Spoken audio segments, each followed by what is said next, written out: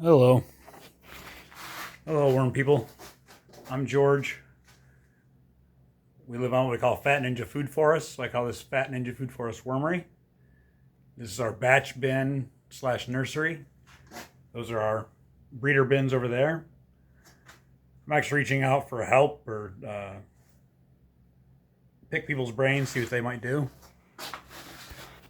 I feed this a pre-composted hot compost, some food scraps as well that we like to give them. Some of their favorites.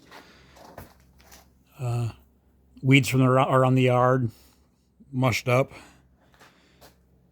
But the only carbon they get is from my compost pile, whatever's left in that after it's gone through a thermophilic compost. What I just noticed today is it's almost 3/4 full. I'm ready to feed it. It's last good feeding. I just had so many of so every week I harvest a batch of nursery bins. Used to be 10, now we're down to about 5. I just doing too many every week and keeping that 3-week cycle. So many cocoons are in here. But anywhere we look in here, I just gave this 2 inches of compost post. And even on top of that, they've already gone through there. Making those out. It's an incredible amount of worms. And it's like that everywhere. We can randomly look. I've already looked over there earlier. Hasn't been disturbed here yet. On the face, the newest. We see more of that. Right next to it. More of the same. Mostly young, but an incredible amount of worms. My question is, should I just keep feeding it compost and food scraps, or do you think I should need more carbon in there? Everyone seems happy. It's not warm. If I give it too many food scraps with the compost, it will warm up a little, but not too much. But it's just, I put these avocados in there to catch the worms. Then I started digging right next to it. I realized I didn't need to. Just everywhere is like that. Sorry, little guys. So it's got to be a tremendous amount of worms in there. I'm just feeding it compost fast. I am giving it a chicken feed as well. There's some chicken feed in there, you'll see. I'm copying Captain Matt's system. Kind of got off track there, but just asking what you would do. I don't do any direct carbon anymore. Wood chips are always broken down and composted first.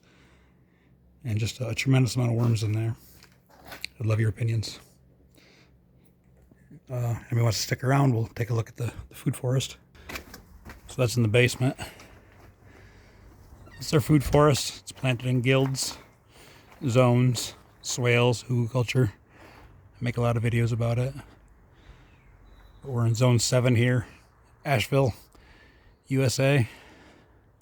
Good old USA. Sorry, I won't get started. But grapes, Asian pears, elderberries, figs, mulberries, apples, stuff like that. Annuals over here. Bullfrog's talking to us, a few ponds. We're only on a ½ acre. Step in here and then say goodbye to everyone, but I appreciate the help. What should I do about those worms? A lot of those worms come in. I didn't mention compost too, I should say that. We'll go look. In the compost, I used to store I used to have a 2-bin system. In that 2-bin system, I used to store in the greenhouse, the aquaponic greenhouse. Started storing in hot compost over the wintertime.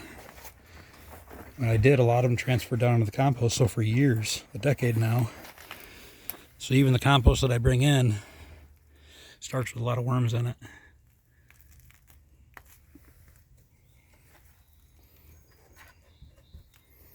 I'm just making those out or not. Lots of babies, lots of cocoons. Nothing like inside, but a good head start. So is that just multiplying them, I suppose?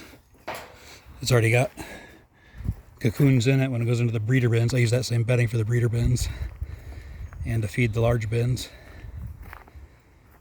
But I was kind of shocked when I stirred that today and saw just how many baby worms in general, but tiny worms were in there. Or should I separate a whole bunch of those out of there and start a bunch more breeder bins?